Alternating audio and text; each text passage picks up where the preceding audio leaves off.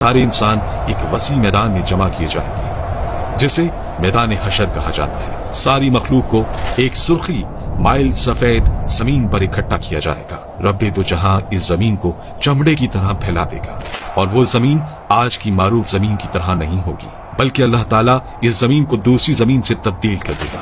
आसमान को भी इसी तरह तब्दील कर दिया जाएगा। ये मैदान इतना बड़ा होगा कि तमाम इंसानियत इसमें समा जाएगी। ये मैदान बिल्कुल हमवार होगा, कोई पहाड़, कोई गढ़ा, कोई बुलंदी नहीं। कयामत के दिन हर मरहला पिछले से ज्यादा हैबतनाक और खौफनाक होगा। इसके बाद सूरज सर के ऊपर आ जाएगा। अंदाजा लगाइए कि आज सूरज तकरीबन 4000 साल की दूरी पर है और हमारी तरफ इसकी पीठ है।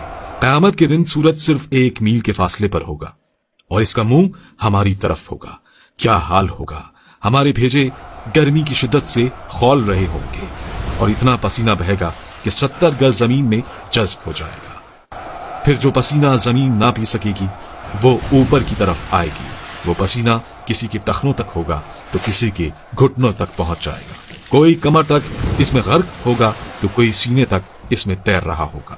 कुछ तो ऐसे भी होंगे कि उनके गले तक पहुंच चुका होगा और काफिर के तो मुंह तक चढ़कर लगाम की तरह इसे जकड़ लेगा, जिसमें वो डुबकियां खाएगा।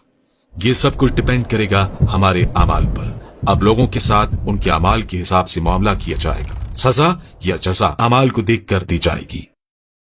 इस दिन किसी चीज का कोई साया नहीं होगा, लेकिन कुछ अहले ईमान ऐसे भी होंगे कि उन्हें अल्लाह रब्बुल इज्जत अपने अर्श के साए में रखेगा।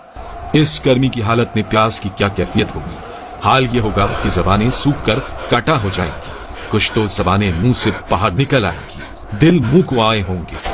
लोग अपने अपने गुनाहों के मुताबिक अजाब में होंगे। इस दिन कोई किसी का हाल पूछने वाला ना होगा। बड़े मजबूत और गहरे रिश्ते इस दिन अपनी वक़्त खो देंगे। रिश्तेदारियां और ताल्लुकदारियां किसी काम नहीं आएंगी। यहाँ तक कि सगे रिश्तेदार जो दुनिया में एक दूसरे को देखकर जीते थे, इस दिन एक दूसरे से जान छुड़ाएंगे। भाई भाई से भागेगा, माँ औलाद से पीछा छुड़ाएगी तो औलाद माँ से दौड़ेगी। बाप बच्चों से बेजार होगा तो बच्चे बाप से भागेंगे। बीवी शौहर से भागेगी तो शौहर बीवी से भागेगा। आखिरकार कोई किसी की मदद करने को तैयार ना होगा।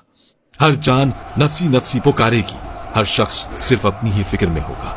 किसी दूसरे से इसे कोई सरोकार ना होगा। ये मुसीबतें चल ही रही होंगी कि जहन्नुम को लाया जाएगा।